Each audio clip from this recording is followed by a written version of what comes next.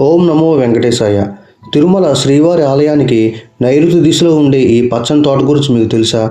అదే అనంతాళ్వార్ గారి తోట.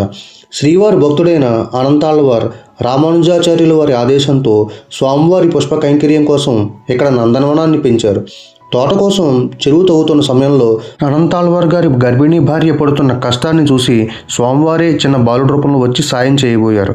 తన సేవలో మరొకరి జోక్యం ఇష్టం లేని అనంతాళ్వార్ వద్దని వారించిన ఆ బాలుడు వినకుండా ఆట పట్టించేలా ప్రవర్తించడంతో ఆవేశంలో చేతిలో ఉన్న గుణపాన్ని విసిరారు. అది ఆ బాలుడి గడ్డం తగిలి రక్తం చిమ్మింది. ఆ తర్వాత ఆలయంలో స్వామివారి విగ్రహం గడ్డం నుండి రక్తం కారడం చూసి అనంతాళ్వార్ గుండె చెరువయ్యింది. తాను కొట్టింది సాక్షాత్తు ఆ పరమాత్మని తెలిసి కన్నీరు మున్నెరిగారు. వెంటనే పచ్చకర్పూరాన్ని గాయానికి అద్దారు. ఆ భక్తికి మెచ్చిన స్వామి తన గాయాన్ని గుర్తుకుంచుకుంటూ నేటికీ గడ్డంపై పచ్చకర్పూరాన్ని ధరిస్తున్నారు. ఆ గుణపం ఎప్పటికీ ఆలయ మహాద్వారం వద్ద మనకు కనిపిస్తూనే ఉంటుంది. తోట సిద్ధమయ్యాక ఆ పూల సౌరభానికి ముగ్ధులైన శ్రీనివాసుడు లక్ష్మీదేవితో కలిసి రాత్రి వేళల్లో విహారానికి వచ్చేవారు. పూలు మాయమవుతుండడంతో మాటు వేసిన అనంతాళ్వార్ ఆ యువజంటను పట్టుకోవడానికి ప్రయత్నించారు. శ్రీవారు పారిపోగా అమ్మవారు దొరికిపోయారు. ఆమెను అక్కడే ఉన్న ఒక చంపక వృక్షానికి కట్టేసి బంధించారు.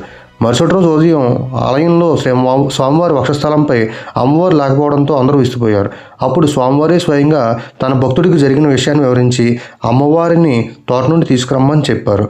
ఆ క్షణం నుండి అనంతాళ్వార్ గారిలోని కఠినమైన పట్టుదల అంతులేని ప్రేమగా మారిపోయింది. అందుకే నేటికి స్వామివారి నిత్య కైంకర్యాలకు ఉత్సవాలకు ఈ తోట నుండి ప్రధానంగా పుష్పాలను తీసుకెళ్తారు.